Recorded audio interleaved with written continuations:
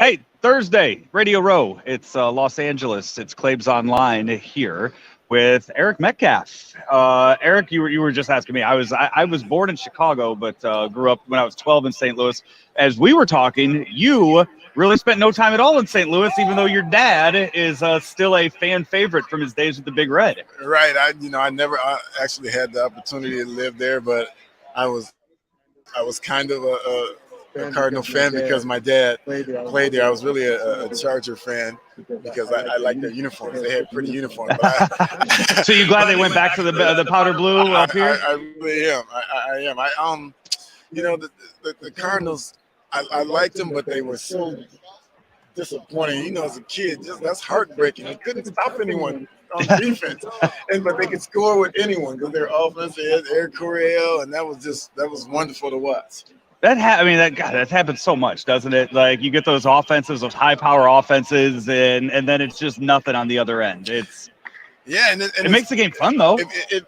If that's what you like, but it makes it fun when your team is on the winning side. Yeah.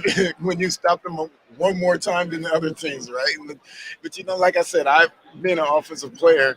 I love the way that they could move the ball. I love all the stars they had with my dad, Mel Gray, Jim Hart, of course, J.V. Kane, Jackie Smith. I could go on and on and on. I always talk about those Cardinals teams and all these players they had. And then I ask people, now, name somebody who was on their defense other than Roger Worley, who's in the Hall of Fame. So he doesn't really count because he's in the Hall of Fame. So he's one of the best to ever do it. So can you name somebody on that defense? Before Ben, I don't know, Ben. Yeah. I was watching it, and I can't name anyone on those defenses, and I guess that's why they really couldn't stop anyone, right? Yeah, but it was still fun to watch. Still, people talk about as we were telling you, talk about your dad, but you claim not the best in the family. Oh, not even close.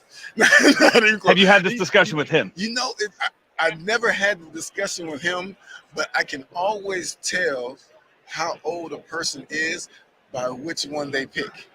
Older people always say my dad is better, and younger people say it's me. And I think my dad would be happy to say that I'm better because I'm his son, right? So you want your son to be better than you, and it's not like it's a bad thing. Yeah. If I'm better than him, and he was able to accomplish what he did when he played. We're talking. It's a few different areas. Your dad's 70. You're in your 50s, right? So yes. And nowadays you see kids, youth sports, and just how like the parents are just going at it. Like when they're 9-10 years old, like if they don't practice 5 days a week, they're not going to make it. And you're talking about kids right now. Like what was your dad like pushing you to become pro athlete? My dad was pushing me to become the best Eric I could be. Not as a football player because he never – the best Eric, not the best Metcalf, right. The best Eric. The best Eric I could be because he didn't really care about me playing football. My dad didn't tell me until I was in the NFL that he knew that I was going to be in the NFL. He knew I was good. I mean, and people thought I was good. I was pretty good as a kid, but my dad never said anything. He let me do my own thing and just go out there and live my life. So even in high school, when I was in Virginia, after he finished with the Redskins, we were in Virginia. So I was in high school in Virginia. He was one of our coaches on my high school team, but he wouldn't coach running backs. Our head coach asked him to coach the running backs. He said no. He didn't want to mess with me. He coached receivers. He didn't want to mess with me. He wanted me to go out there and have live my own football life. How do you? So you were known for your return skills. That was for that. This weekend or tomorrow? Tonight. It's tonight now. Tonight, the Hall of Fame committee is going to get together, and they are going to decide on Devin Hester. Mm-hmm. In your opinion, is he a first ballot Hall of Famer?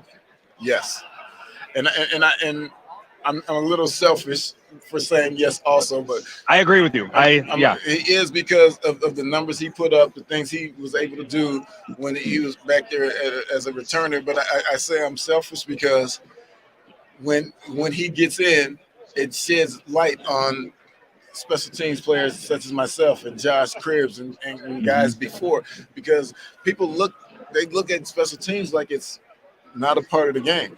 But there are three phases, right? Yeah. There's offense, defense, and special teams, and it seems like when we're talking about the Hall of Fame, they only put guys who are considered offensive players or defensive players. But he's the best at what he did. He has the stats, he has the touchdowns that put him. So when you look at the Hall of Fame as the best of the best, you have to have the best return guy, the guy with the best return stats of all time. You have to have the best guy, number-wise, who's ever done it. I mean, they're finally starting to put kickers and punters in there, and so they're kicking it to someone. Yeah, right? They're kicking it, and guys like myself, like Devin Hester, were able to change games, able to win games with the return game. So it's a very integral part of the game, and people need to understand that. And so by putting him in, I think people will start to see that. Well, we'll find out tonight, Eric. I appreciate you coming by, talking a little bit, and you got a podcast going on that you want to talk about. On the Believe Podcast Network, we talk about all things Cleveland Browns, and so it gives me an opportunity to go on there and say what I really feel about the Browns, whether it be good or bad, and even though people get mad at me because they don't like some of the things that I say, but it's cool, and I have fun, and I feel like I give some good information because people look at sports and everyone has their opinion, and that's cool, but my opinion comes from actually being out there and doing it. And so I kind of know what players are thinking. I know how they feel. I know how things go, and so I'm able to share that with people. Eric, thank you so much. Hey, thanks for having me. That's Eric Metcalf back with another one. We got Kix Brooks coming up in just a few seconds. So we're going to end this stream. We're going to come right back with Kix.